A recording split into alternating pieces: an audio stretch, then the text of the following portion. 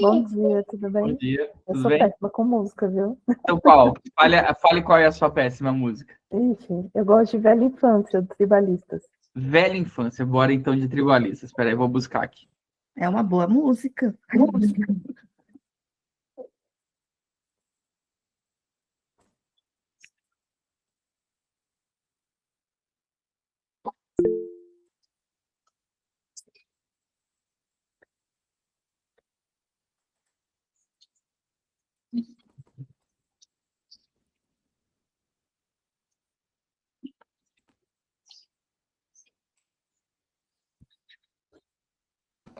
Esse é o.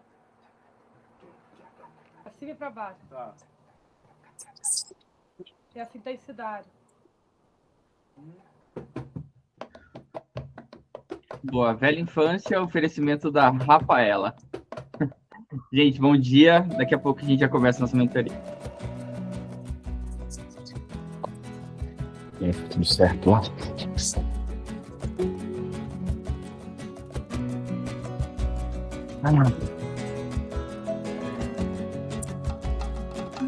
Você é assim, um sonho pra mim. E quando não te vejo, eu penso em você desde o amanhecer até quando eu me deito. Eu gosto de você e gosto de ficar com você. Meu riso é tão feliz contigo. O meu melhor amigo é o meu amor. E a gente cantar, e a gente dançar, e a gente não se cansa de ser criança. A gente brincar na nossa velha infância. Seus olhos, meu clarão, me guiam dentro da escuridão. Seus pés me abrem o caminho. Bom dia, Carol. Bom dia. Bom dia, Diego, tudo bem? Tudo ótimo, você? Feliz ano novo. Feliz ano novo para todos nós. Perfeito, a gente já começa, então vamos esperar mais um tempinho. O pessoal entrar, a gente já começa a nossa primeira mentoria de 2026. Certo, o grupo mais eclético do Brasil. Eu gosto de você e gosto de ficar com você. Meu riso é tão feliz contigo. O meu melhor amigo é o meu amor. E a gente cantar, a gente dançar, a gente não se cansa.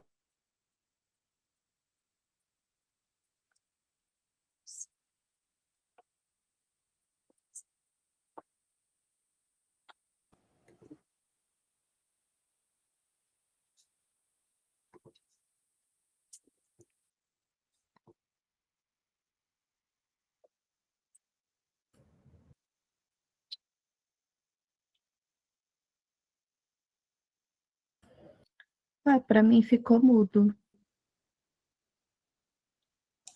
Aqui tá bom.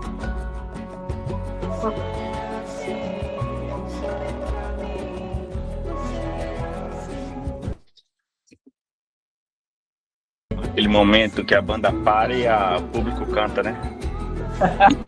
Só vocês. Muito bom, Alice.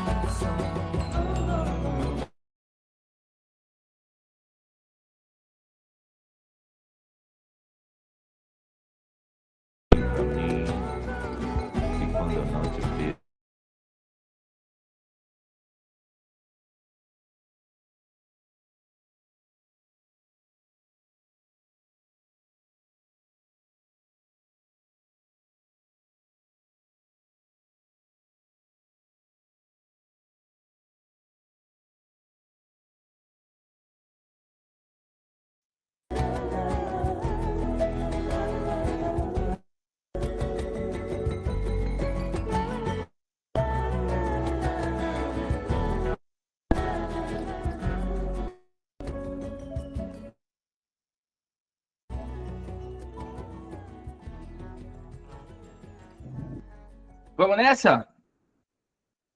Bora lá, então, começar. Vou colocar para a gente gravar essa primeira mentoria. Vou usar a música aqui.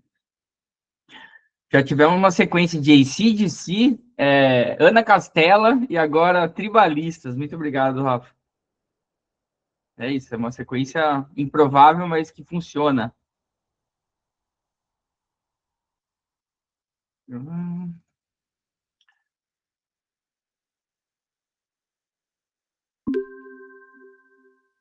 Bora, então. É isso. Estamos começando, então, a primeira mentoria de 2026 do Certo.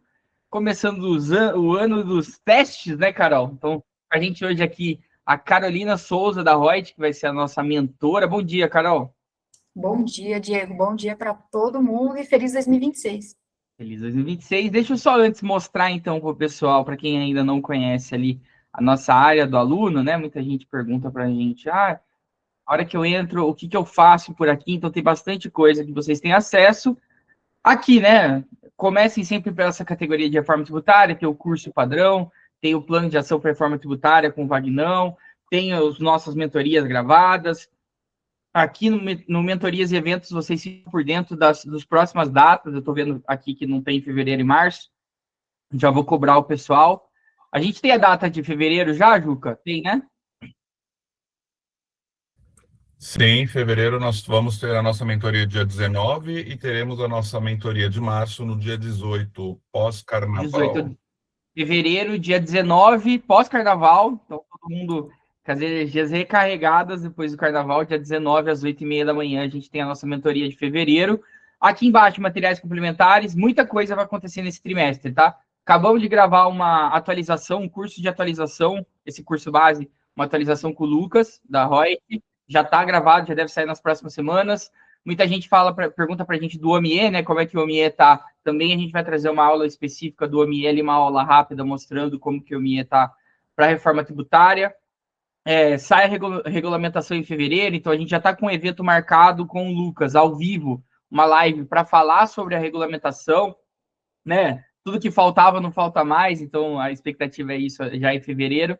Então, se você não está no grupo ainda, esteja no grupo do Certo e fique por dentro aqui de tudo que tem acontecido dentro da plataforma, que ainda nesse trimestre muita coisa vai acontecer. Bom, ufa, dado todos os recados, Carol, com você então hoje aí, nossa mentoria com a Carol.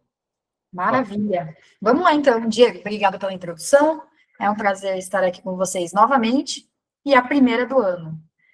Com certeza essas mentorias, elas ficarão cada vez mais interessantes, ao ponto que o próprio cliente vai entender que ele precisa da ajuda, seu braço direito, nos negócios, que somos nós contadores. Então, vamos lá. Eu preparei algumas atualizações aqui, tá? Tentei abordar as dúvidas que chegaram no canal OMIE, tentei abordar todas, espero que dê tempo de falar sobre tudo, porque é bastante coisa, tá, gente? Então, vamos lá. Deixa eu compartilhar minha tela para começar. E fiquem tranquilos que depois eu vou compartilhar o material com vocês. Então, sem muitas delongas, né, nós estamos aqui em 2026, em que é um período de testes, mas lógico que nós temos uma série de preocupações que vão além do XML, e essa é a minha primeira missão aqui com vocês, que é passar um checklist de 2026, aquilo que nós entendemos que são pontos críticos, como recomendações para 2026 para os nossos clientes, provavelmente para os clientes de vocês também. Então, a ata de recomendações, ela vai ser enviada para vocês. E vamos lá. Pontos críticos do primeiro trimestre, de janeiro a março. Está vinculado aos documentos fiscais. Então, a emissão das DFEs conforme as notas técnicas. Garantir esse novo layout, inclusive nas entradas, porque vamos precisar separar aquilo que gera crédito parcial do que gera crédito total para fins do sistema, conseguir conferir minimamente se está vindo certo, avisar os fornecedores sobre as mudanças, aplicar algumas enquetes e atualizar os cadastros. Tem muito cliente que não tem cadastro de CPF, mas para cashback, o governo vai exigir declarar CPF, endereço completo, com o município. Então, essas questões mais sistêmicas, estamos recomendando que o primeiro trimestre seja foco máximo, por conta do que vem pela frente também, dos regimes específicos. por exemplo, adere para serviços financeiros ou para setores também específicos como imobiliário, ainda tem coisas que vêm pela frente. O que nós temos regulamentado é o setor do regime regular mais tradicional. Ainda dentro do primeiro H1, é como se fosse o primeiro semestre, né? É half do inglês, porque a gente vai inglesando tudo, né, pessoal?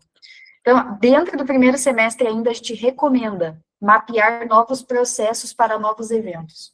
Então, imagina que eu tenho o evento nota de débito e nota de crédito. A sugestão é destrinche esses novos eventos, porque lá vai ter estorno de crédito, crédito presumido Zona Franca de Manaus, crédito presumido do produtor rural pessoa física, quando o adquirente compra dele. Então, tem situações pontuais específicas que os processos têm que estar adaptados, inclusive para antecipação de clientes. O cliente recebeu uma antecipação em dinheiro, precisaria ter uma nota de débito vinculada. Então, eu não vou conseguir destrinchar em uma hora todos esses pontos de eventos XML, senão seria uma hora só falando disso. Mas a minha sugestão é que aprofundem esse ponto.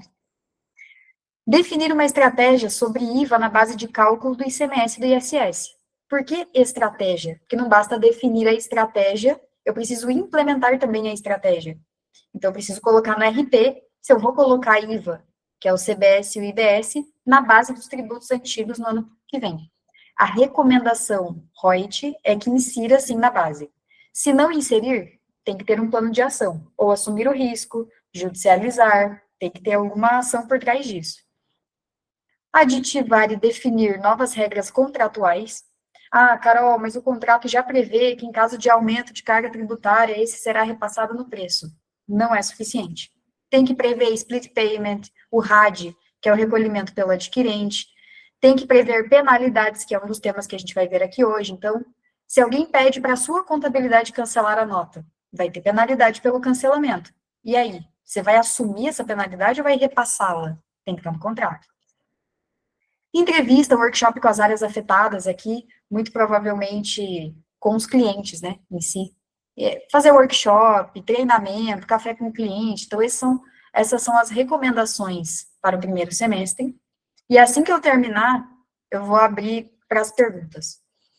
E no segundo semestre, projetar impactos financeiros para 2027, negociar preços com a exclusão de resíduos tributários, ou seja, negociar pelo preço líquido mais líquido possível, definir e comunicar esses novos preços aos clientes, e gerar e homologar o máximo de crédito de PIS e COFINS que nós pudermos, porque PIS e COFINS não existe mais no ano que vem.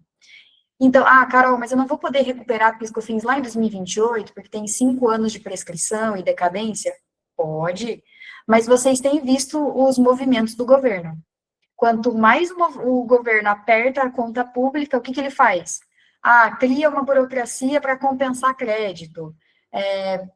Enfim, podem existir mecanismos para dificultar a compensação que hoje não existe, mas que talvez nos próximos anos existirá.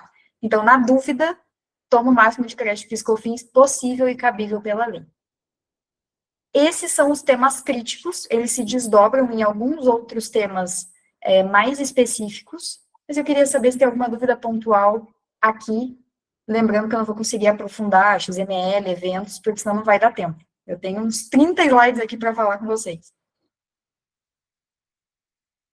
Dúvidas pontuais neste slide aqui, gente?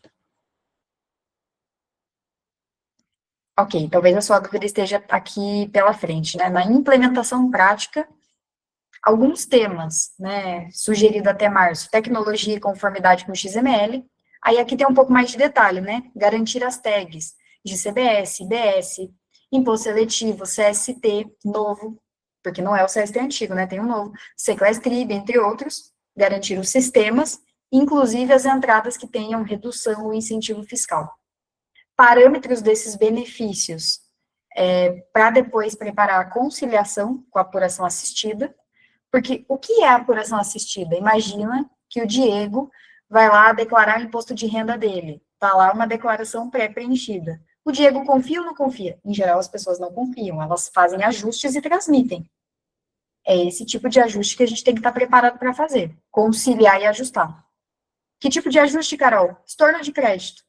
Fringe benefits. Você vai lá e paga um carro para o seu funcionário. Você não pode tomar crédito de CBS em 2027. Como é que está o parâmetro disso? Comunicação e risco operacional, ou seja, comunicar com o ecossistema, com os clientes, com os fornecedores, se comunicar para ver se eles estão se preparando, como estão os cadastros. A sugestão é que isso seja feito quanto antes. Preço e base de cálculo. Aqui está um pouco mais destrinchado aquilo que eu comentei da estratégia. Porque aí, qual é a estratégia? É inserir o IVA na base do ICMS, do ISS e do IPI, caso seja mantido, né, em função da Zona Franca, ao longo da transição. Temos uma matriz de opções. Inserir os novos tributos na base e repassar no preço é uma primeira opção mais conservadora. Mas quais seriam as outras? Não inserir na base nem no preço e assumir o risco da fiscalização. É uma opção? É uma opção. Opção C, inserir os tributos na base, mas não repassar no preço, o que significa perder margem. E a opção D, judicializar e assumir os riscos de cobrança e posterior defesa. Então, existe uma matriz de decisões que o cliente precisa tomar em conjunto, inclusive. Os contratos. Deixa eu só pedir, acho que o Silvio Eico está com o áudio aberto. Eu não sei se você tem alguma dúvida, Silvio. Se tiver, você pode levantar a mão ou abrir o microfone que a gente conversa, tá? Obrigada, agora está fechado. Os contratos, a gente precisa preparar os aditivos e o novo modelo, né? Já colocando cláusulas de preço, de repasse, responsabilidade, as penalidades, inclusive. Mapear os resíduos tributários para negociar os preços líquidos, aqui tem um pouco mais de detalhes. Novo modelo contratual, aquilo que eu comentei com vocês, né? O RAD, recolhimento pelo adquirente, split payment, penalidades vinculadas ao crédito financeiro, compliance, resíduo, etc., tem que estar refletido no novo contrato, inclusive das contabilidades de vocês para com os clientes da contabilidade. Não apenas do cliente de vocês, né? Visibilidade de preços, isso aqui vai ser contínuo, porque a cada ano a gente tem alguma mudança, tirando 2028, né? Cada ano vai mudar preços. Mapeamento das operações, como eu comentei com vocês, né? E a recuperação acelerada de PIS e COFINS, porque eles serão extintos. IPI terá sua alíquota zerada em 2027, mas tem que ser revisitada a questão da Zona Franca de Manaus, porque ele pode ser mantido, não temos uma regra clara ainda para isso. E o ICMS, a gente tem agora o caso emblemático para já habilitar os pedidos de compensação de incentivos fiscais pela portaria Receita Federal 635 de 2025, que saiu no dia 31/12, porque ao apagar das luzes, normalmente o Congresso faz o quê? Trabalha. Receita Federal faz o quê? Trabalha, para termos bastante novidade em janeiro. Preparar os orçamentos e investimentos, sensibilização interna dos times de vocês para estudar mais reforma. Os estoques de PIS e COFINS com ST ou monofásico vai ser um item que eu vou trazer numa dúvida que enviaram sobre autopeça, então eu vou destrinchar um pouco mais esse tema, porque para o ano de 2026 ele é mais crítico. Pedido de habilitação ao Fundo de Compensação de Incentivos. Vou perder um crédito presumido X, que tem contrapartida, que tem prazo finito, eu consigo provar que ele é para expansão ou implantação de empreendimento. Dá uma lida na portaria 635, que saiu no dia 31 de dezembro, que é super importante. E o checklist operacional, nós temos um cronograma muito mais detalhado, mas o ponto é, a renegociação de preços, compras, vendas, serviços será crucial em todo o período de transição. E aí aqui tem alguns exemplos que depois vai para vocês, mas pensando em checklist, que foi um dos pedidos, aqui estão algumas recomendações. E aí, qual é o plano aqui, tá, pessoal? É a gente falar de contabilização, autopeças, que trouxeram algumas dúvidas, vamos falar de revenda de veículos, cancelamento de documentos e as demais dúvidas também, e um resumo do PLP 108 que foi convertido em lei. Então, como eu disse, nós temos vários temas pela frente, mas do checklist 2026, vocês têm algum comentário, alguma dúvida, querem comentar um pouco do que os clientes têm para vocês? Pode falar, Luiz, bom dia. Oi, bom dia, Carol, bom dia a todo mundo. Está me ouvindo bem? Estamos. Ótimo. Bom, o que não falta são dúvidas e problemas a serem enfrentados. Há muito tempo a gente discute que o grande problema que nós contabilidades temos com o nosso cliente é um contrato bem feito, cada um tem um modelo, se adapta e vai se mudando ao longo dos anos, né? Então, eu queria até saber aqui dos colegas e de você o seguinte: temos algum modelo de contrato, algumas cláusulas aí para a gente poder fazer um compilado, comparar com o nosso e, naturalmente, cada um adaptar? Porque às vezes você pega um assunto, está voando numa conversa, isso aqui é interessante, vou incluir no contrato. Aí você pega outro assunto, isso aqui é interessante. Você está reforçando isso no checklist, porque ali acho que vira o berço do que vai e do que não vai ser feito com todas as orientações, né? Então, minha dúvida é, temos algum modelo de contrato, modelo de cláusulas, como é que está isso? Vou até deixar os colegas comentar, e aí eu comento para não ficar um monólogo, se alguém quiser comentar, senão eu comento.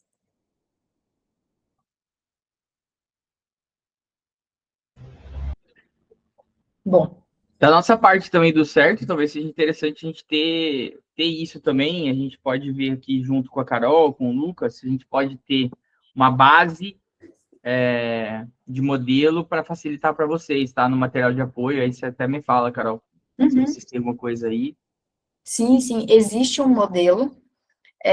A gente poderia até gravar uma aula extra, ou até numa mentoria, e depois classificar como mentoria de contratos. A gente pensa juntos, Diego, mas sim, existe um modelo. Aqui, para quem tem uma certa urgência, tem um direcionamento mínimo, né, de colocar a questão dos preços, as cláusulas de repasse, as responsabilidades, prevendo as penalidades que eu vou passar aqui hoje com vocês, e todos esses requisitos de novo modelo, do RAD, split, penalidade, crédito financeiro, compliance e resíduo tributário. Então, são pontos chaves, para quem já quiser estudar, procura lá na própria Lei Complementar 214 o que cada uma dessas coisas representa ou corresponde, mas pode ser interessante, sim, fazer como se fosse uma aula extra, né, Diego? Perfeito. O Silvio está falando, eu tenho um modelo aditivo que eu criei. Boa, Silvião. Se puder mandar, talvez, ali no grupo, para todo mundo dar uma olhada, né? Se for da sua vontade também, pode ser legal. E a gente pode conversar, então, Carol. Acho que a gente vai ter a atualização, não sei se você estava aqui, Luiz, a hora que a gente falou, a gente vai ter uma atualização agora para 2026 lá dentro do canal. E aí vai ter alguns materiais de apoio novos, né? Que a gente está trazendo. Eu vou já colocar para esse ser um dos materiais de apoio lá daquela atualização também, tá? Faz sentido. Legal, obrigado. Fala aí, Alisson. Fala, Digão, Carol, bom dia a todos. O que eu sugiro desde o ano passado, né, que a gente olhe cada caso um caso. Então, veja dos seus clientes qual é aquele que vai ter grande impacto, porque eu entendo que a gente vai ter que ter contratos específicos com os nossos clientes. A gente sabe que nem toda a nossa carteira, não sei quantos clientes você tem, mas nem toda a carteira vai ter um impacto positivo ou negativo nesse primeiro momento. Então, tratar cada caso específico com o jurídico. A gente fez isso com o nosso jurídico, cada caso, riscos, possibilidades e aditivos específicos para esses clientes. E como o Carol falou aí, tem vários segmentos, vários impactos diferentes, e entendemos aqui na empresa que deveríamos tratar assim, até porque tem muita coisa para acontecer ainda, né? Sim. Boa, obrigada pelos comentários, Alisson. Sim, é importante ter um modelo, mas adaptar para cada realidade, com certeza, para não ficarem lacunas e riscos ali em aberto. Oi, Silvio, bom dia. Bom dia, Carol. É só porque agora eu consigo falar aqui. Antes estava muito ruim a minha internet, estava travando aqui. Mas a questão do modelo ali, né, na verdade, o que o Alisson falou é bem isso mesmo. Eu falo com alguns contadores aqui que são parceiros da nossa unidade.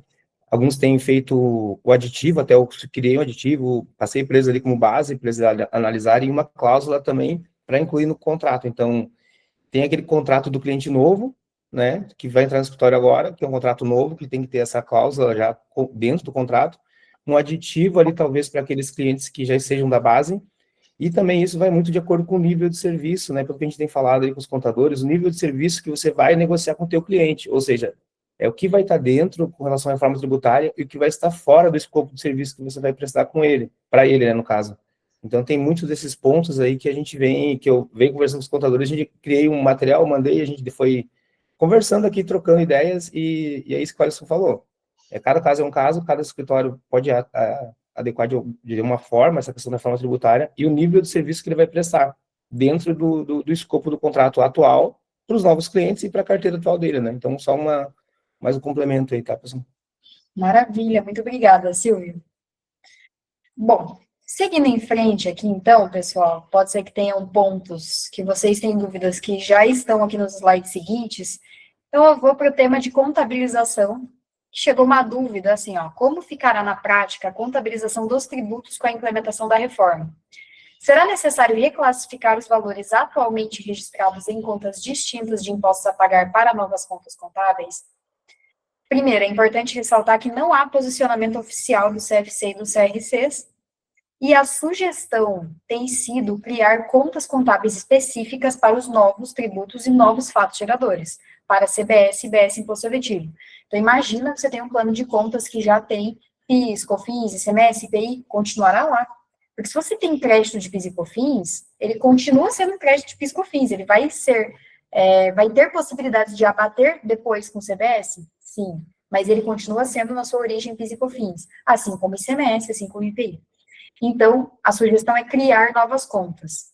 E é recomendável usar contas transitórias de ativo e passivo. Por quê? Existe uma lógica de benchmark até internacional de outros países que usam IVA, como Canadá, Índia e alguns outros países que têm IVA dual, assim como foi criado no Brasil, e eles não passam esses tributos por contas de resultado. E, de novo, não tem posicionamento oficial. É apenas um benchmark com outros países que já fazem dessa forma. Então, seria uma melhor prática, vai? E eu vou dar exemplos de débitos e créditos aqui, base 100, para a nossa conta ficar fácil na hora de debitar e creditar. E aí veio uma segunda pergunta. Os documentos emitidos para um cliente estão trazendo os valores de IVA incorporados ao valor dos produtos no plano de contas. Como proceder?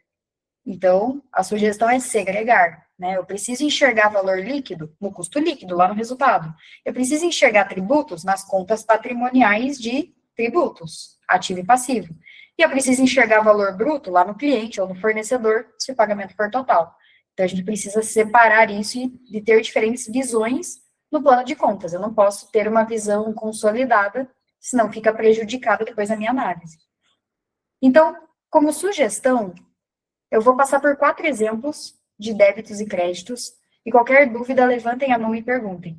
São exemplos bem simplistas, tá? De como poderia ser essas contas transitórias para registrar o IVA quando ele não passa pela nossa empresa.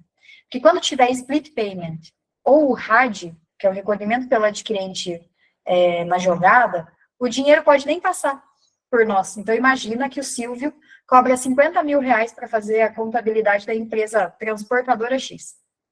A transportadora X, eventualmente, pode optar por não pagar 50 mil para o Silvio, paga 45, e 5 mil ele já paga direto para o fisco. Percebe que o dinheiro nem passou pela contabilidade do Silvio? Te peguei para Cristo, só que você foi o último a falar e está aqui na minha tela, tá, Silvio? Enfim, ó, só no chimarrão, só do sul também, hein? Então, compra de 100 reais, vamos criar um exemplo aqui. O tributo foi de 28, o total da nota seria 128 reais. Mas o adquirente pagou o tributo direto ao fisco.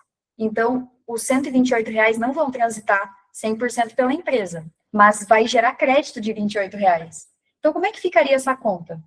Imaginem aqui do lado esquerdo os débitos, do lado direito os créditos. O estoque vai entrar líquido já, 100 reais, com impostos a recuperar de 28. E qual é a contrapartida? Não pode ser o fornecedor. O fornecedor vai receber líquido, 100 reais. Porque o próprio adquirente, no caso a minha empresa, já pagou o fisco direto. Então, esse tributos a recolher transitória poderia ser uma conta direta ao fisco, né? Tributos a recolher ao fisco.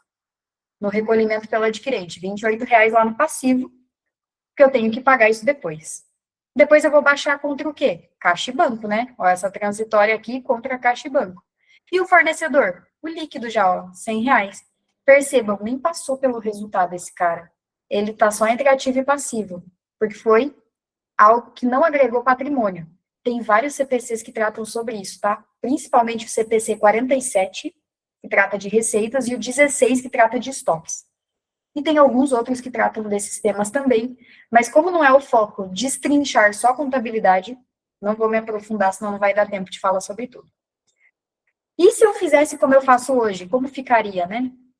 Comprei por 100, tem tributo de 28 e o adquirente vai pagar os 128 para o fornecedor, e o fornecedor é que vai passar ao fisco, gerando crédito de 28 ao adquirente. Então, é basicamente o que eu já faço hoje, né?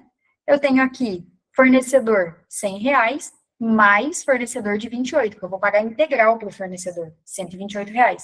Mas parte vai para o meu estoque, R$100, parte vai para recuperar 28 no meu ativo. E depois eu quito o fornecedor total de 128 contra a caixa ou banco, e o tributo a recolher, depois eu compenso com o meu ativo a recuperar, para depois ver se eu tenho saldo devedor ou credor lá nas contas patrimoniais. Neste primeiro exemplo, ficou fácil de enxergar as diferenças entre o exemplo 1, que eu não passei pelo resultado, porque o dinheiro não passa pela minha empresa, e o exemplo 2, que o dinheiro passa pela empresa? Acho que eu vou te chamar de Kátia, tá? Porque em São Paulo as pessoas enxugam o nome das pessoas, eu virei Ká. Pode falar, Kátia.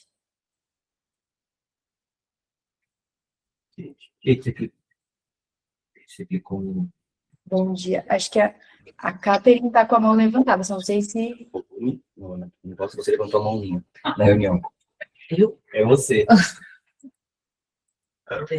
Fala com sem querer, fala desculpa. Acho que ela levantou sem querer, viu, Carol? Não tem problema, Kátia. Ela levantou sem querer. Ficou com alguma dúvida? Acho que o Marcelo está com a mão levantada, né? Pode falar. Fica à vontade. Oi, Caroline, bom dia a todos aí no evento. Deixa eu fazer uma pergunta. Sempre foi uma dúvida minha, até desde o ano passado. Esse ano, por exemplo, nós não vamos, vai continuar tendo lá no PIS e COFINS de pagamento, o PIS e COFINS vai passar lá pela conta de resultado. Mesmo que eu tenha que informar as tags de IBS e CBS lá, esse valor é apenas as compensações. Eu não vou ter desembolso esse ano.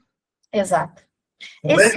Como é que eu inclusive, eu participei de um outro treinamento aí, de um outro evento, e que o instrutor por A mais B, ele tem que passar para a conta transitória. Eu falei, eu discordo, porque nesse ano de 26 eu não vou ter esse desembolso. Sim. Então, eu tenho que separar lá os valores de IBS. Posso até concordar, mas o que realmente eu vou fazer esse ano? Eu vou pagar com PIS e COFINS. Essa é a dúvida na contabilidade hoje. Eu estou com essa dúvida aqui, principalmente nos presumidos, né? Que você não tem débito direto hoje, você tem 3,65 lá, 3 de COFINS e 65 de PIS, né?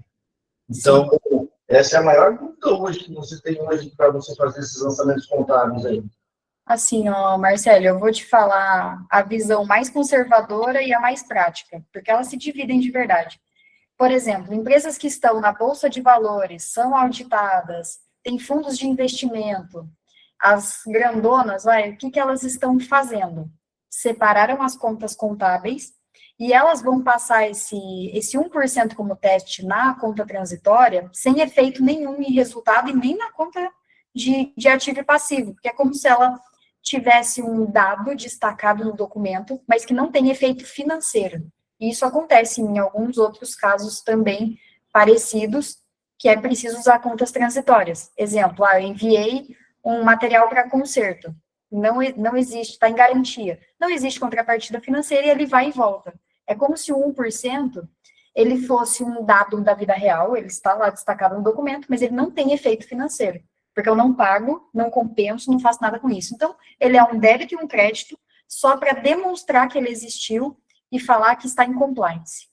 Agora, na prática, vamos imaginar uma vida real de uma empresa middle market, que não é auditada, que não tem fundo de investimento, e mesmo que seja auditada, não vai nem passar na relevância, né? Porque é auditada a partir de X valores que são representativos na operação. Na prática, não muda nada. Então, talvez, se ela tem um balanço que ela precisa circular, ter uma nota no balanço avisando que IBS e CBS estão regulares no documento fiscal eletrônico, me parece que é suficiente para dizer que está em compliance.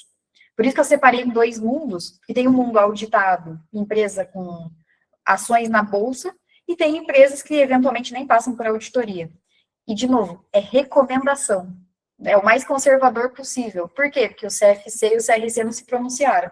Então, estamos apenas tentando traduzir as melhores práticas. Não sei se eu ajudei ou se eu piorei, tá, Marcelo? Pode ficar à vontade para comentar. Mais alguma dúvida, pessoal? E aí, claro, aí, Marcelo, só complementando, né? Você falou, pode ter empresas que hoje estão no presumido e nem tem créditos. A mudança é ainda mais emblemática para 2027, porque aí eu tenho que ter as contas no ativo e no passivo de CBS e controlar entradas com crédito, que hoje não controla-se, né? Em geral, tudo dará crédito, mas tem as exceções, né? Como é o caso de uso e consumo pessoal e os fringe benefits, que são os benefícios pagos a funcionários, diretores, sócios, aluguel, carro, bolsa de estudos. Então, tem que fazer um refino nessa parte do que não vai gerar crédito. Inclusive, tem penalidades pesadas por tomar crédito indevido. A gente vai passar por isso aqui hoje também.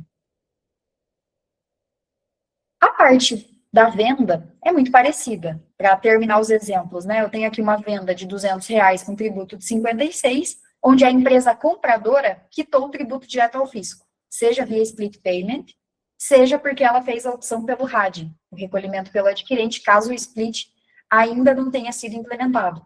Então, o meu débito e o meu crédito ficaria assim, ó, clientes contra receitas líquido, já, não passando pelo resultado, e de novo, da onde que eu tirei isso? Se vocês quiserem, me peçam depois por e-mail ou pelo LinkedIn material, eu fiz uma pesquisa com empresas da Bolsa Indiana e do Canadá, e é assim que eles contabilizam. Então, eu tenho vários prints, imprimi vários balanços, notas de balanço para entender como eles operam. E aí, o pagamento ao cliente, né, quando o cliente pagar, já vai ser líquido, porque ele pagou direto ao fisco. Então, eu vou ter os meus tributos direto entre ativo e passivo. Eu não tenho mais ela passando pelo resultado, porque o dinheiro não transitou pela minha empresa de fato. E se passar o dinheiro pela minha empresa, aí sim é o cenário que eu tenho hoje. Eu tenho lá meu cliente de R$256 total, com o tributo reduzido do resultado, porque de fato vai passar o dinheiro pelo meu negócio, mas não fica no meu negócio, né, não impacta o resultado. E lá nos créditos eu tenho a receita de vendas no resultado contra tributos a recolher no passivo. E aí depois, quando o cliente quitar a dívida comigo, eu baixo ele no ativo, contra a caixa ou banco, e eu tenho o pagamento dos tributos, que a contrapartida também é caixa ou banco. Ou seja, são contabilizações diferentes, e a proposta desse benchmark internacional, então, é usar contas de ativo e passivo para registrar tributos do consumo, e deixar no resultado apenas o que é sobre a renda, que são os tributos diretos. De novo, recomendações. Para esse ano, a recomendação principal é criar as contas contábeis. Né? Já pensa, o que você precisa? CBS, IBS, imposto seletivo, no ativo e no passivo. Precisa amarrar contabilmente no parâmetro. Quando eu fizer uma venda, para onde vai esse débito? Para onde vai esse crédito? Pelo menos a gente precisa ter esse parâmetro para 2027. Alguma dúvida aqui? Porque eu vou trocar o tema para autopeças. Carol, eu de novo. Oi, Luiz. Bom dia. Pode falar. Você já tem situações aí, analisaram que eu, como prestador de serviço, tenho dois tipos de cliente, e aí eu estou dobrando essas contas? Duas contas de clientes, duas contas de fornecedor, uma transitória, outra que passa pelo resultado, está jogando tudo numa conta só?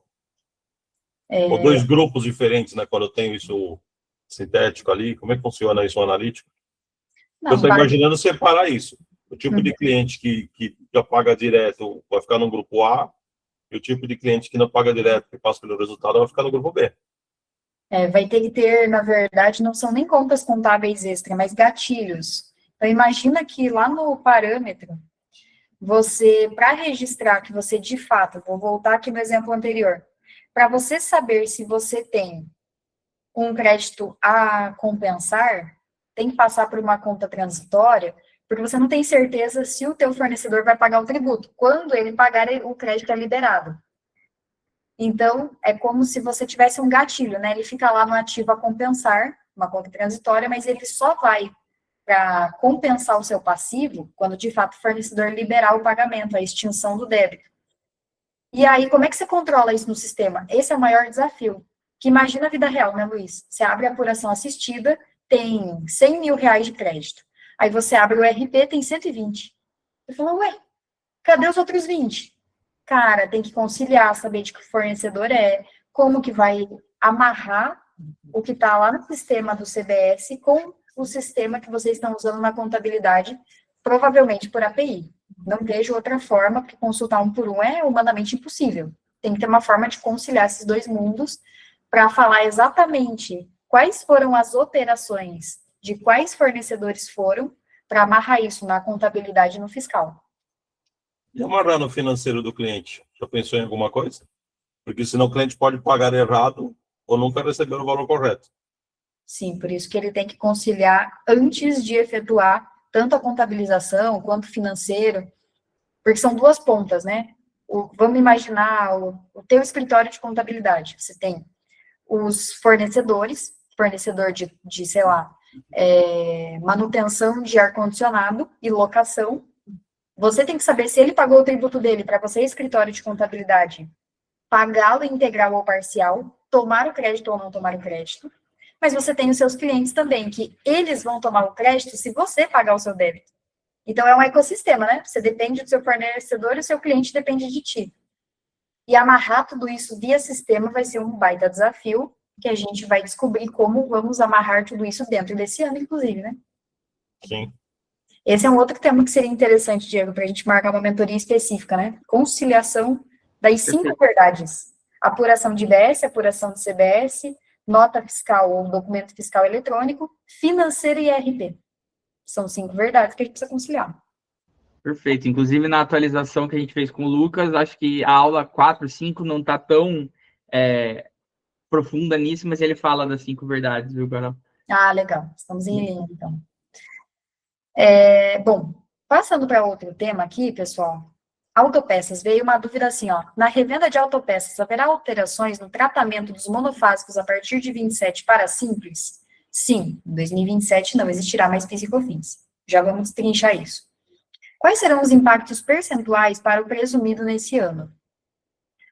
A migração para a CBS será gradativa e influenciará o monofásico já em 27? Sim. Existe alguma tabela ou material de referência para os percentuais? Então, vamos lá. Simples Nacional, né, respondendo aqui a primeira pergunta, passará a tributar CBS. Mas qual será a alíquota? Não tem uma alíquota oficial divulgada. Existe a alíquota estimada. E a alíquota ela vai ser reduzida se a empresa permanecer no Simples em regime irregular, ou seja, todos os tributos dentro do DAS. Ou pode ter alíquota cheia de CBS caso opte pelo Simples regular, que seria recolher no DAS imposto de renda, contribuição e a parte previdenciária e recolher por fora CBS. Como que seria feito isso? Débitos e créditos. Assim como o ICMS, quando estoura o limite do Simples e é pago por fora, é a mesma coisa, apurar débitos e créditos em regime regular. O impacto percentual estimado é de 9,24% de CBS.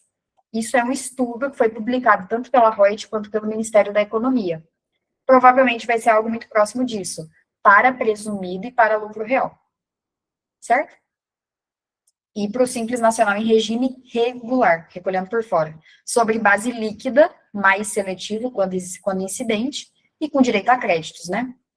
E claro, vamos ter que cuidar com os estoques desses produtos monofásicos até o final deste ano, porque a recuperação do tributo do estoque vai ser parcelada em 12 vezes, mas o débito é à vista. Vamos trabalhar um exemplo aqui, tá, gente? Imaginem que o Luiz, agora Luiz, eu vou pegar você para Cristo, que você foi o último a falar. O Luiz tem um cliente que tem uma revenda de autopeças e ele está com 1 milhão de estoque de peças e produtos monofásicos em novembro. O que esse cara precisa fazer? Baixar o máximo de nível de estoque que ele puder. Porque senão o que acontece? Você concorda que na revenda, quando ele comprou a peça, já veio com PIS/COFINS monofásico, grudado no custo. Se ele está revendendo, ele não tomou o crédito. E ele também não vai ter o débito. Essa é a regra geral hoje. Como que fica com a reforma? Virou o ano. Acabou o monofásico, não existe mais PIS/COFINS, vida nova, CBS. Aquele mesmo estoque de 1 milhão, não conseguiu vender. Em janeiro ele paga o quê? CBS. Pô, Carol, mas não tinha PIS/COFINS já na peça? Já. Pode recuperar? Pode, em 12 vezes. Ou seja, débito à vista na cabeça, crédito em 12 parcelas. Já vou passar a legislação aqui com vocês. Tem uma exceção do regime automotivo, tá? Tem crédito presumido de CBS até 2032, mas é muito específico, tá, gente? É região Sudan, Sudene, PID, projetos específicos. Então, para quem tem esse tipo de situação, a minha recomendação é que leia e aprofunde a partir do artigo 309. Oi, Larice, bom dia, pode falar. Você está no mudo. Canto inferior esquerdo. Pronto. Deu certo? Deu certo. Tá. Carol, eu queria só entender um pouquinho dessa questão aí do autopeça. Vamos lá. Por exemplo, eu estou com um cliente que ele está faturando hoje 1,5 milhão. Então, ele está no Simples e a gente está fazendo o planejamento tributário dele desde o ano passado para acompanhar e ver para jogar ele para o presumido, porque seria mais conveniente para ele o presumido. Só que, diante da lei que foi sancionada em dezembro, se eu não estou enganada, a 224, né, que fala sobre a questão dos incentivos do lucro presumido, isso já não sei se seria bom. O que eu entendi, por isso que eu fiz essa pergunta fui eu que fiz. Por isso que eu fiz essa pergunta, porque, assim, até então, o cliente no lucro presumido seria viável dentro de um faturamento como esse. Só que lá diz que os benefícios seriam já, não vou dizer o nome perdido, né? Mas a lei diz que esses benefícios já seriam alterados. Então, assim, se eu calculando hoje esse cliente no lucro presumido, já que IBS e CBS é só teste, ninguém vai pagar. Como que ficaria essa cobrança, esse pagamento do cliente em cima do PIS e da COFINS, sendo que lá no Simples ele é monofásico, e agora dentro do presumido, essa monofasia já não seria 100%. Uhum. Como que ficaria isso aí hoje, no cenário de hoje, para esse cliente, por exemplo? De verdade, Larissa, tem que colocar no papel e fazer conta, ver o que vale a pena. Não me parece que vale a pena de verdade. Porque a Lei Complementar 224, ela fez um cortaço de benefícios e ela aumentou de forma linear em 10%, né? É como se aumentasse a arrecadação em 10%. Não só do PIS e COFINS, mas de imposto de renda e contribuição. A base presumida aumenta aquilo que ultrapassar 5 milhões em 10%. Só que, desculpa, esses 10% que vai ser aumentado acima de 5 milhões, é só para contribuição social e imposto de renda, ou também vai valer para os produtos monofásicos, esse teto de 5 milhões? Ou for R$1 eu vou ter que pagar? Como que é? Esses 5 milhões, Larissa, é especificamente para imposto de renda e contribuição, mas tem uma lista gigantesca de alíquota zero, imunidade, isenção, monofásico, que o PIS e COFINS também perdeu o benefício e vai ter que pagar 10% do que seria a alíquota. E aí, eu não aprofundei nessa parte, porque o foco aqui é reforma, pensando em CBS, e não no cenário atual, pensando em corte de benefício de PIS e COFINS, imposto de renda e contribuição. Mas a minha sugestão seria fazer conta, pegar essa lei complementar 224 e colocar no papel. Não me parece que faz sentido ele pagar 10% a mais de presunção de IRCS, e aí tem que avaliar, eu não lembro de cabeça se o produto autopeça está lá, mas tem outros produtos que são, sim, monofásico, isento, alíquota zero, que perde o benefício. E aí, na prática, ele teria que pagar, se aquele produto no monofásico é 11,7, ele vai ter que pagar 1,7. 10% correspondente a mais. Então, eu não lembro de cabeça, posso até ver depois, passar para o Diego, para o Luiz, se a autopeça em específico está nesse cortaço para PIS e COFINS. Não lembro mesmo. Mas talvez a melhor estratégia, pode falar, Marcelo? Eu só quero saber de onde é que tiraram, a Receita tirou que essa redução de 10% aí do benefício do lucro presumido, olha que lucro presumido é benefício. Eu tenho um cliente que ajuizou a ação, né?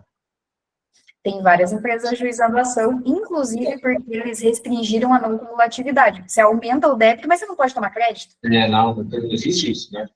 Não, isso aí foi encontro de contas para aumentar a arrecadação no ano de eleição e para equilibrar a parte fiscal de um jeito forçado. Foi o que passou no Congresso de forma indevida, na minha opinião. Mas, assim, voltando para o caso da autopeça, Larissa, me parece que a melhor estratégia é avaliar o ano de 27 e pagar o mínimo de tributo possível esse ano e deixar pouco estoque em dezembro. Porque se ele permanece no Simples no ano seguinte, ele não consegue recuperar tributo do estoque. Já vou passar por isso aqui para frente nos slides. E se ele sobra muito estoque, ele teria que ter comprado no regime regular, de uma empresa do regime regular, para que em 2027 ele pudesse recuperar parte do que ele pagou no estoque.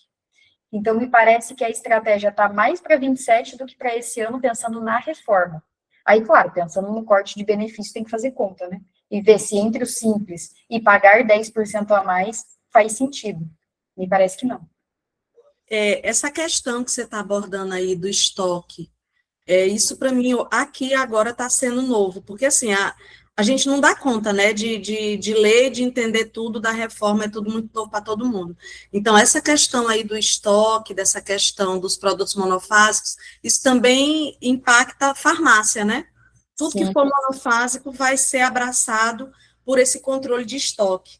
Sim. E aí, essa questão do controle de estoque, isso é muito sério. Cosméticos, pneus, medicamentos, perfumaria, tudo que está sujeito ao monofásico. Eu vou passar um pouco pelas regras aqui do Simples e do estoque na legislação, está tudo no material que vocês vão receber, só para fazer uma construção racional aqui da lei. O artigo 41 fala do regime de apuração, e ele fala o seguinte: fica sujeito ao regime regular quem não optar pelo Simples ou pelo MEI, e o parágrafo 2º ele fala o seguinte: o contribuinte do Simples ou do MEI ficam sujeitos às regras desse regime, ponto.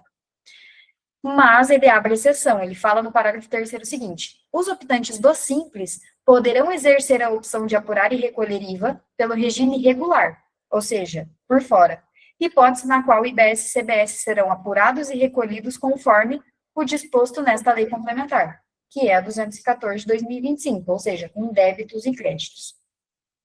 Continuando, o que ele fala sobre o regime do Simples? Ainda lá no artigo 47. Que o contribuinte sujeito ao regime regular, ou seja, pode ser simples regime regular ou presumido ou real, poderá apropriar créditos de IVA, quando ocorrer a extinção por qualquer das modalidades, pagamento, compensação, dação e pagamento, parcelamento, etc. A apropriação do crédito será segregada, e o parágrafo 2º fala: os valores dos créditos corresponderão aos valores dos débitos extintos, né? E o parágrafo 3º fala: o disposto nesse artigo aplica-se, inclusive, nas aquisições de bem ou serviço fornecido por optante do Simples, ou seja, o crédito será baseado no efetivo recolhimento. O Simples pagou 2% ao invés de 9% de CBS, quanto que vai ser o crédito do adquirente em regime regular? 2%. Ou seja, efetivamente o pago. É igual ao ICMS, é o que está destacado. Agora é o que está pago, né? Mas hoje o PIS e COFINS é 9,25 independente, se o cara pagou 2, 3,65 ou se ele nem pagou, eventualmente, o tributo. Acabou essa regra. Agora, CBS, o crédito é exatamente o que o cara pagou. Mesmo se for no Simples, regular ou irregular. O adquirente toma exatamente o débito extinto. Oi, Silvio, pode falar. Viu, Carol, nesse caso, a parte dos créditos presumidos ali, elas não se aplicam à empresa do Simples Nacional, porque, pelo que eu olhei, tem a questão do crédito presumido que vai impactar, no caso de MEI, no caso do produtor rural, e pelo que eu tinha entendido, do Simples Nacional, ele vai ter um direito a crédito presumido, e não, no caso, quando a alíquota for por dentro do DAS, né, quando for pagar dentro do DAS, no caso, que é o regime normal, que é hoje, ele se aplicaria ao crédito presumido, e quando for, no caso, por fora, é o recolhimento normal, que vai ser que nem um lucro presumido de hoje, né? Onde tem o IBS e CBS recolhido por fora. Como é que você entende isso? A regra geral, Silvio, o crédito presumido, ele é para as empresas de regime regular que tomam créditos. O Simples Nacional irregular por dentro do DAS continua como é hoje, uma alíquota menor aplicada sobre a receita, sem apurar débitos e créditos. Então, se você optar pelo CBS dentro do DAS, você não apura créditos. Se você optar por CBS por fora do DAS, aí você apura débitos e créditos, inclusive o presumido. Sim, mas nesse caso, digamos assim, eu estou olhando o lado de quem contratar a empresa do Simples Nacional, entende? Quem comprou o produto do serviço Simples Nacional, ele aproveita o crédito presumido, correto? ou ele vai aproveitar aquilo que está no DAS, entendeu? Ele vai aproveitar o que está no DAS. Efetivamente o recolhido, e isso está sistematizado na apuração assistida. Então, ele não precisa olhar documento, olhar o DAS, vai direto essa informação para o Comitê Gestor e para a Receita Federal, e eles colocam lá na apuração assistida automaticamente, pelo menos esse é o plano, tá? Muita coisa já está desenvolvida e pronta. Agora, o crédito presumido tem casos pontuais. Aquisição de produtor rural, pessoa física, não contribuinte, nem simples, nem MEI, nem regime regular, nem nada, pessoa física. Regime de autônomo para transporte. Então, contratei um RTA, pessoa física, vai gerar crédito presumido. Zona Franca de Manaus, vai gerar crédito presumido. O regime automotivo aqui, né, que eu passei, em casos específicos, Sudã, Sudene, vai gerar presumido. Mas são casos pontuais. Agora, o simples, ele vai gerar crédito, mas depende. Você vai gerar crédito exatamente do que você pagou. Se no DAS você pagou CBS de 2, o crédito adquirente é 2. Se você pagou 9 no regime regular por fora, o crédito do adquirente é 9. Ou seja, o que você pagar vai gerar crédito. E aí, existem algumas outras hipóteses aqui, explicando, né, como é que vai funcionar, que é exatamente isso que eu estava falando, Silvio. Lá no parágrafo 9, ele fala, na hipótese do pagamento do IVA ser realizado por meio do Simples, quando não for exercida a opção do regime regular, ou seja, recolhimento do IVA por dentro do DAS, ele fala, não será permitida a apropriação de crédito pelo optante do Simples, ou seja, se eu estou lá no DAS, eu não tomo crédito de nada. É a alíquota reduzida. Agora, será permitido ao contribuinte regime regular, ou seja, quem está adquirindo do Simples, a apropriação de crédito do IVA correspondente ao valor desses tributos pagos na aquisição do Simples Nacional, em montante equivalente ao devido por meio desse regime. Ou seja, exatamente o que você dever pagar e quitar é o crédito adquirente, independente se é uma alíquota reduzida ou cheia. E aí, claro, aqui vai existir muita pressão do mercado B2B para ter o crédito cheio. Não só o crédito pelo crédito, mas para que o Simples Nacional também aproprie créditos e tenha um custo menor. Não sei se eu resolvi, se eu respondi a dúvida, mas acho que esse parágrafo 9º do artigo 47 explica melhor o que eu estava tentando exemplificar. E aí, Larice, do ponto do estoque que a gente estava falando, o artigo 381 fala dessa transição, né, dos saldos credores, de estoque, e ele fala que o contribuinte do regime regular, ou seja, o Simples Nacional não entra nessa regra, poderá apropriar crédito sobre estoque de materiais existentes em 2027. Por isso que o planejamento para 27, pensando no estoque de produtos monofásicos, vai ser estratégico.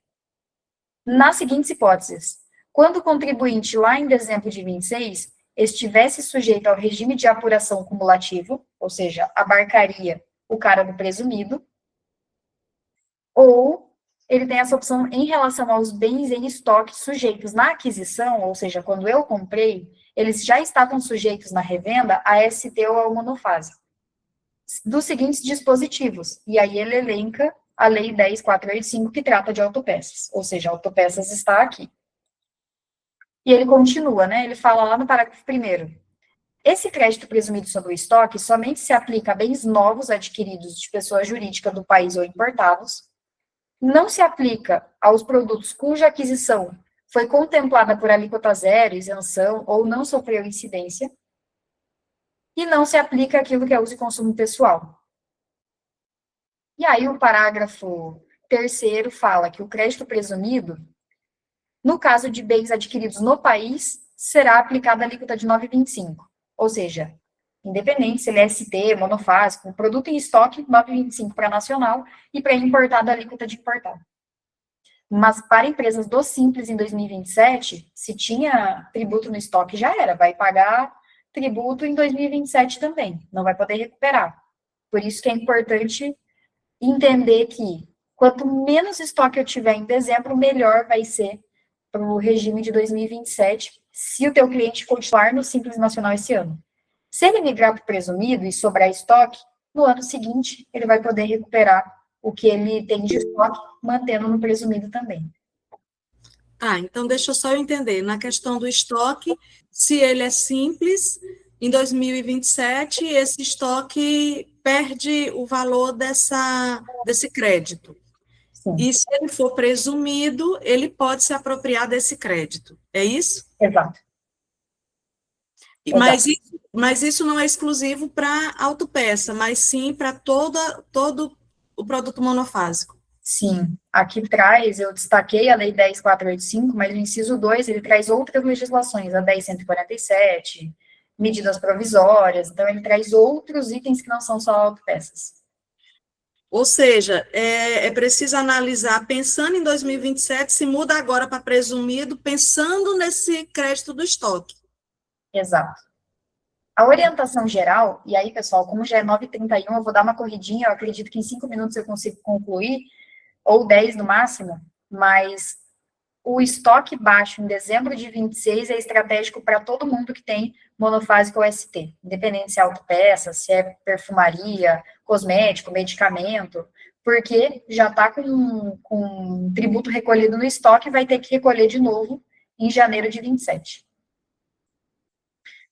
Bom, aí pensando na regra, né, então, o crédito presumido, ele pode ser apurado e apropriado até junho de 27, deverá ser utilizado em 12 parcelas, conforme eu falei para vocês, né, o débito é à vista e o crédito é em 12 parcelas, e somente poderá ser usado para compensação com CBS, vedada a compensação com outros tributos e ressarcimento.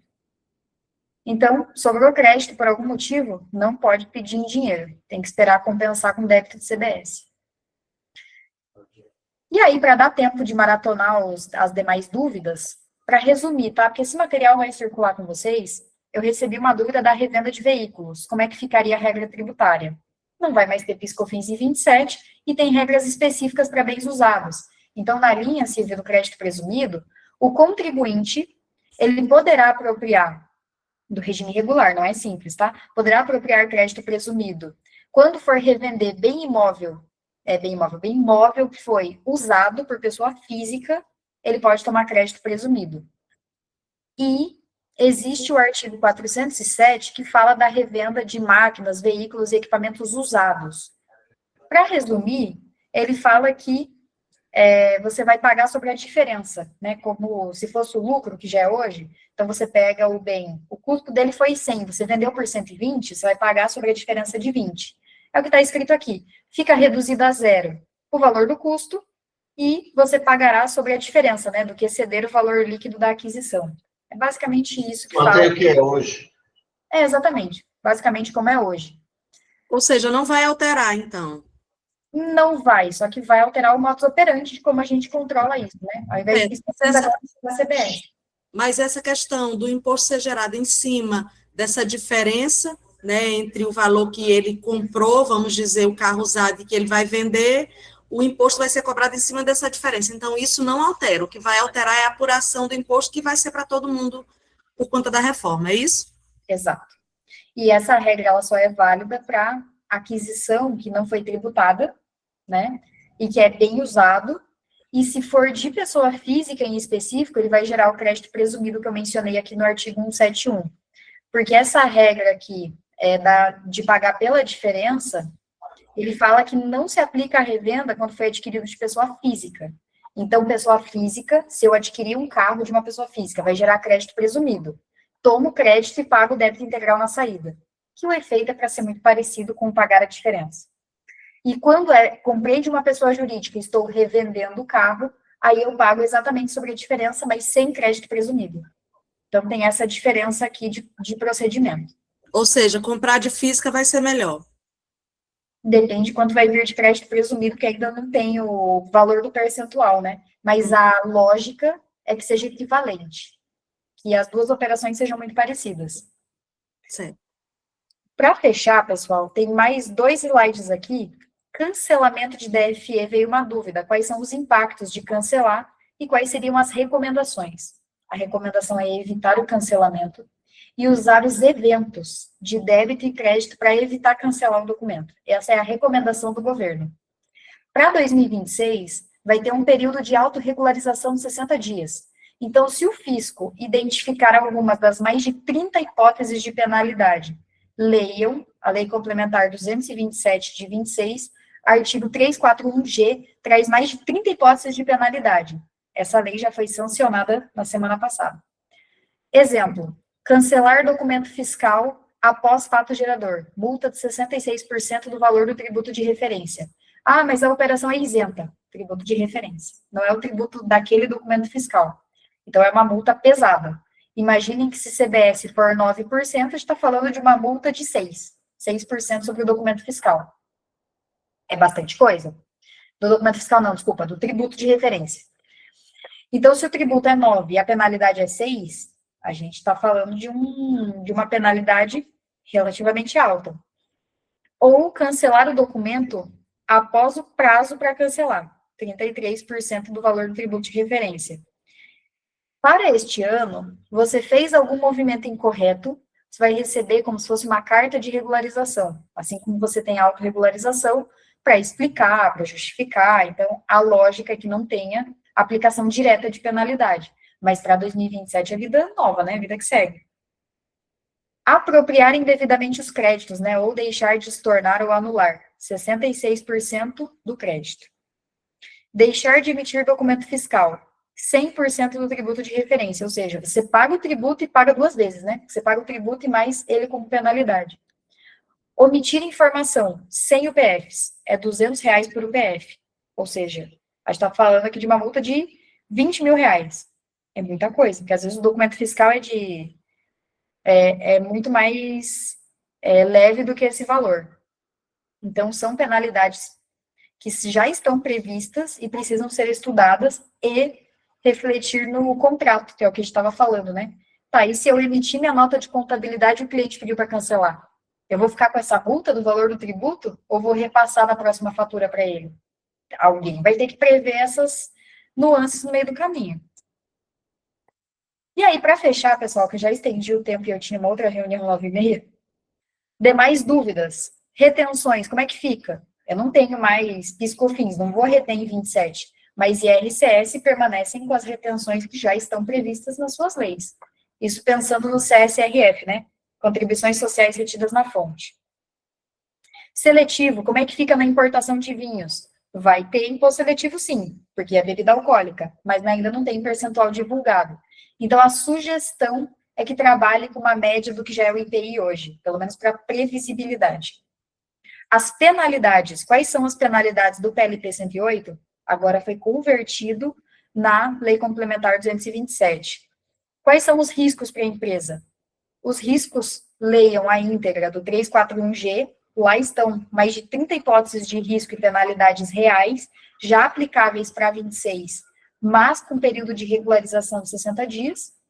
E a Lei Complementar 214 de 2025, lá no artigo 335, traz outros riscos de erros contábeis em geral. Leiam, é bem importante. Alguém perguntou de agência de viagem e salão de beleza, como ficaria? Fica como intermediação de negócios e serviços em geral. E aí, para tentar resumir, né, a Lei Complementar 227, que trouxe a conversão do PLP 108, ela traz alguns pontos críticos, né? Chancelou o ICMS a ser recuperado em 240 meses, trouxe algumas clarezas sobre como vai ficar o contencioso administrativo, onde basicamente o comitê gestor, ele regulamenta a legislação, ele faz a solução de consulta, ele uniformiza a solução de consulta e decide em todas as instâncias, nas 4 instâncias administrativas, ou seja, ficou bem pesado para o contribuinte, as multas são bem severas por falhas operacionais, e tem esse ano de carência, né, em 2026, com os 60 dias que eu comentei com vocês de prazo para se autorregularizar. Então, assim, pessoal, é muito tema, né, eu avisei que eu tinha mais de 30 slides para passar aqui para vocês, o material vai ser circulado com todo mundo, tragam as demais dúvidas que não deu tempo de dar aqui para o Diego, para o Juca, para o Caléo, enfim, usem os canais OMIE para enviar as dúvidas remanescentes e a gente aborda novamente nas próximas mentorias. Júnior, pode ficar à vontade.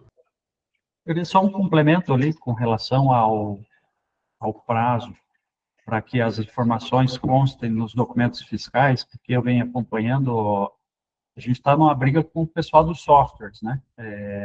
pedindo que disponibilizem os campos para a gente inserir as informações, porém, a maioria está dizendo assim, não, isso é só em 2027, pelo menos para as empresas do Simples. Então, como que está essa condição para a empresa Simples e para quem não é do Simples?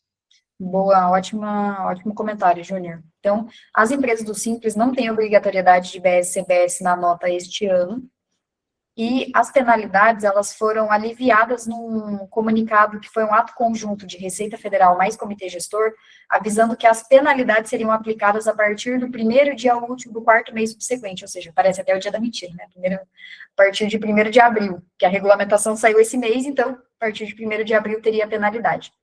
Mas é importante dizer que esse ato conjunto não tem poder de lei. Isso poderia ser alterado? Poderia, seria uma mega sacanagem. Então, vamos acreditar que não teremos penalidades até abril.